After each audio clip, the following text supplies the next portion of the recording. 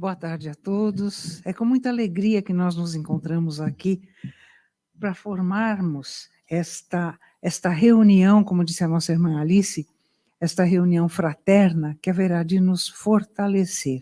Nós agradecemos a direção da casa pelo convite, pela oportunidade que nos dá de nós estudarmos, de nós diversificarmos um pouquinho cada parágrafo, cada linha desse livro, André Luiz, apresenta desdobramentos maravilhosos que nós podemos utilizar para a nossa compreensão. E o título da palestra de hoje é Esquecimento do Passado, com os desdobramentos Processo para relembrar, Importância do trabalho e Reencontro com os familiares.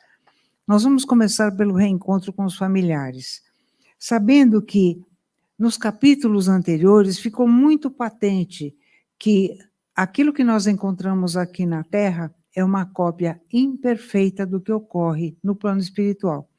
Isso não seria diferente em relação à constituição do lar, com seus prós e os seus contras, não é? E a dúvida era a seguinte: por que os meus familiares não vêm me receber logo quando eu desencarnar, né? Então, o esclarecimento vem a seguinte: a nossa pressa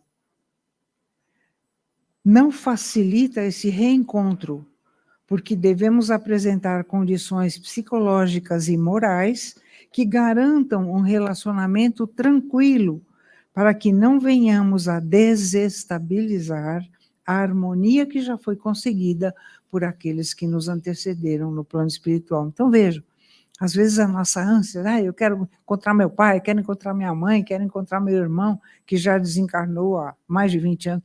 Não é bem assim. Esses 20 anos que nos separam, esses 20 anos de ausência, às vezes no plano espiritual são intervalos muito menores do que a gente está sentindo aqui, né? No Livro dos Espíritos, há uma pergunta, 289. Nossos parentes e amigos costumam vir-nos ao encontro quando deixamos a Terra? Sim, naturalmente, é claro que eles vêm, né? E eles nos felicitam como se estivéssemos regressando de uma longa viagem. Como nós também nos felicitamos quando nós recebemos alguém, algum ente querido que passou muito tempo longe de nós. É claro, nós queremos saber as novidades, nós queremos abraçá-lo. Mais ou menos acontece a mesma coisa quando desencarnamos. Nem todos recebem essa graça de ter os seus entes queridos imediatamente. Nós já sabemos que é preciso que nós tenhamos condições para não desarmonizarmos aquele que já levou tanto tempo para se harmonizar, né? Miramês nos esclarece no livro Filosofia Espírita, com o título Os que nos recebem. Ele diz o seguinte: não é demais repetir assuntos que dizem respeito ao aprendizado de todos nós. Vamos falar dos que vêm nos receber no além-túmulo ao nos desprendermos dos laços fisiológicos. Os que nos são afeiçoados fazem todos os esforços para nos ajudar, na medida do nosso merecimento, e ainda trabalham, na sombra da misericórdia, um ambiente farto, cedido pelas mãos iluminadas de Jesus para toda a humanidade. Até para vir nos assistir à chegada na dimensão espiritual, os nossos afeiçoados precisam apresentar condições. Vejam bem, até eles também têm que apresentar condições. Os de má vontade, os que, apesar de estarem no plano espiritual, ainda cultivam má vontade e descanso exagerado, acostumados à preguiça, foge-lhes a capacidade de assistir, como aqui, naturalmente, né? As pessoas que não trabalham, que estão sempre esperando que alguém lhes faça alguma coisa e não eles fazerem alguma coisa, como é que podem ajudar? Ainda ali, a lei de justiça é vigorante. A quem está se desprendendo, se tem mérito, O mundo espiritual elevado não descansa para lhe dar todo o apoio de que precisa. Quer dizer que não precisa ser um familiar. O próprio plano espiritual elevado se reconhece naquele irmão, um irmão necessitado de ajuda para se desprender com harmonia, vem e ajuda naturalmente. A maior alegria do justo é essa. Esteja onde quer que seja, os frutos do seu plantio vêm ao seu encontro por direito divino, protegido pelas leis da justiça. Os espíritos superiores vão ao encontro dos seus entes queridos que desencarnam, mas nem sempre ficam visíveis aos seus olhos espirituais. Depende do grau de elevação dos que chegam. Se estes estão envolvidos na inferioridade, aqueles assistem a um drama da desencarnação e fazem tudo para ajudar. Ninguém fica eternamente nas regiões inferiores. Nós já aprendemos isso, né? O livro de André Luiz, principalmente esse Nosso Lar, mostra que por mais que estejamos unidos aos pensamentos inferiores, à nossa própria inferioridade, não ficaremos para sempre, em absoluto, nas regiões das trevas.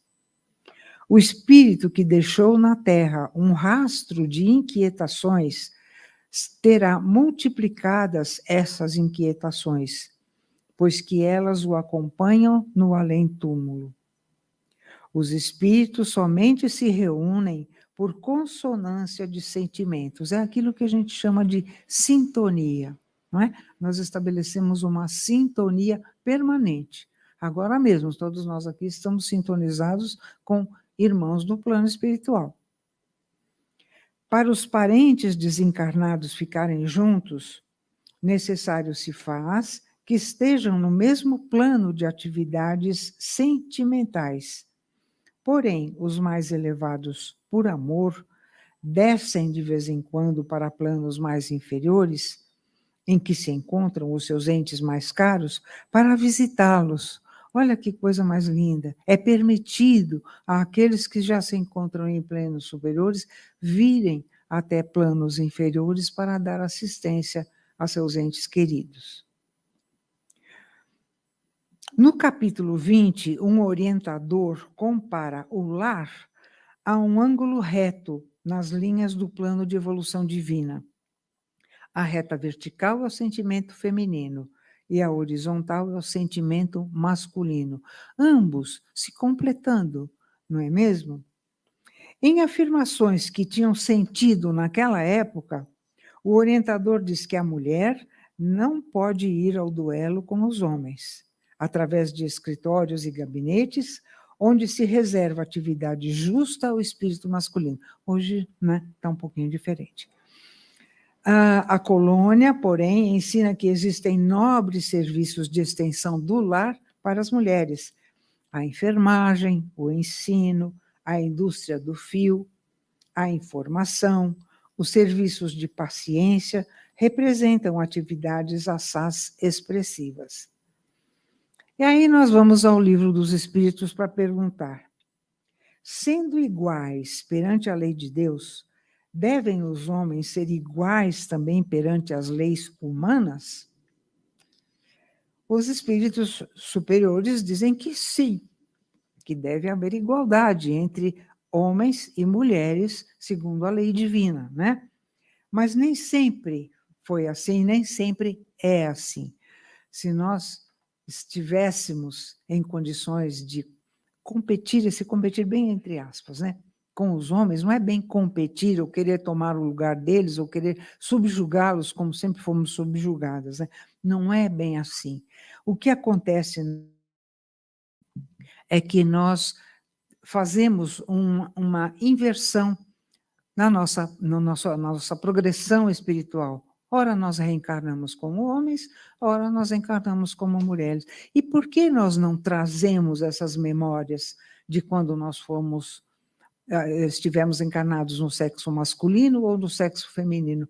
A gente vai perder tudo isso? É justo que a gente perca tudo isso? Então, às vezes, aquela vontade que nós temos, não de executar as tarefas próprias do lar, mas de nos aventurarmos nas tarefas que são delegadas, como sempre, apenas aos homens. Por que nós não podemos nos aventurar se, em encarnações passadas, nós já tivemos algum tipo de experiência nesse métier, vamos chamar assim, né? Aliás, esse fato de nós reencarnarmos como homens, como mulheres, não precisa ser alternadamente. Nós podemos passar algum tempo reencarnando só como no sexo feminino e outras tantas encarnações no sexo masculino. Isso vem trazer muitas explicações e trazer uma tolerância muito grande aos homossexuais e aos transexuais.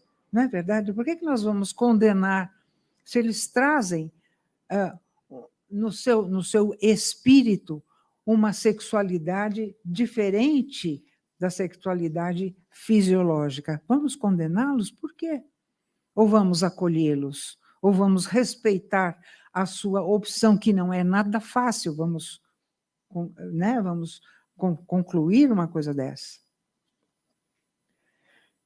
Aí o Espírito Superior continua. Além disso, adotando como ética a proposta cristã, o Espiritismo naturalmente propõe o amor como melhor postura diante de outras pessoas, a despeito de sua experiência reencarnatória momentânea.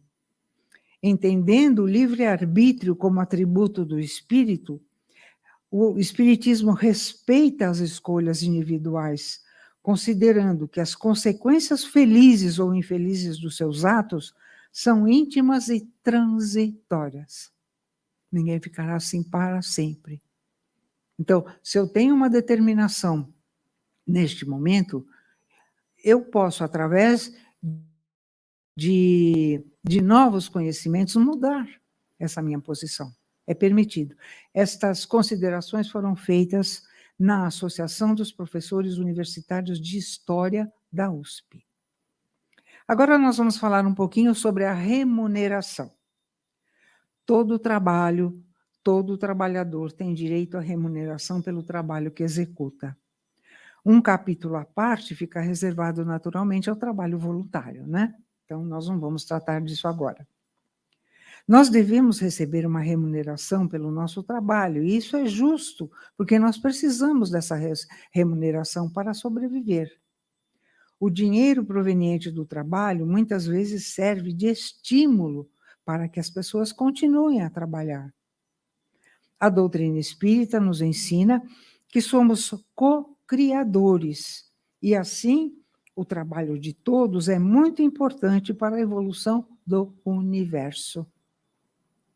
Conforme progredimos em nossa jornada evolutiva, através das nossas múltiplas encarnações, teremos cada vez mais esse tipo de consciência. Em nosso lar, o dinheiro é o bônus hora. A propriedade e as demais utilidades adquiridas são adquiridas com esses cupons, são chamados de cupons. As moradias e as roupas, as vestimentas são garantidas a todos. Então, todo mundo tem direito a morar e todo mundo tem direito a se vestir. Só que essa moradia e essas vestimentas não pertencem àquele que está recebendo. Vai pertencer se ele realizar um trabalho além das suas possibilidades, um trabalho além, e com esse ganho de bônus horas, eles podem adquirir uma moradia, como foi o esposo da dona Laura, e podem adquirir roupas, vestimentas que mais lhes agradem, né? De acordo com a lei do trabalho, nos livros dos espíritos, toda ocupação útil é trabalho. Então, vamos prestar muita atenção em relação à utilidade daquilo que nós fazemos, né? Será que o nosso trabalho é realmente útil ou não? A dona Laura comenta o seguinte: nossa moradia foi conquistada pelo trabalho perseverante de meu esposo, que veio para a esfera espiritual muito antes de mim. Então, ele veio e preparou uma moradia para quando dona Laura desencarnasse, poder morar junto com ele, né? No entanto, a terra esperava por ambos. Se o presente estava cheio de alegria, o passado chamava a contas, para que o futuro se harmonizasse com a lei eterna. Eles não podiam pagar aqui a terra através dos bônus hora. Então, eles teriam que voltar, já estava previsto isso, porque a lei estava exigindo isso. E como é que eles foram planejar a sua reencarnação? Diz o seguinte: geralmente guardamos erros tenebrosos de nossas encarnações passadas, e a lei exige reparação. É lei divina. As lembranças que temos nos causam muito desconforto, muita perturbação. Se medianamente esclarecidos, procuramos meios de nos libertarmos através da reparação. Em nosso lar existem magnetizadores, espíritos magnetizadores, no Ministério do Esclarecimento, que nos permitem o acesso a informações do passado. E foi o que aconteceu com Dona Laura e seu esposo. Durante 2 anos, eles tiveram permissão de acessar 300 anos de memórias. Não mais do que isso, mas para trás não foi possível, porque eles não teriam uma condição psicológica para acessar além desses 300 anos. Então, eles verificaram que era preciso retornar para ressarcir algumas coisas que haviam ficado pendentes aqui na Terra. Então, vocês imaginem, se nós nos sentimos desconfortáveis quando nós lembramos uma coisa que nós fizemos ontem, imagine 300 anos de memórias. Allan Kardec, no livro O Céu e o Inferno, nos apresenta um código penal da vida futura e diz o seguinte, que existem 3 patamares de situações bem distintas para nós ressarcirmos as nossas dúvidas, os nossos débitos: arrependimento, expiação e reparação. São 3 momentos diferentes. O arrependimento suaviza os travos da expiação, abrindo pela esperança o caminho da reabilitação. Só a reparação pode anular o efeito daquilo que nós fizemos. Ou seja, do que consiste a reparação? Em desfazer o mal que fizemos. Então, de procurar aquelas criaturas a quem nós prejudicamos e fazer o bem o máximo que nós pudermos para desfazermos o mal que já fizemos, né?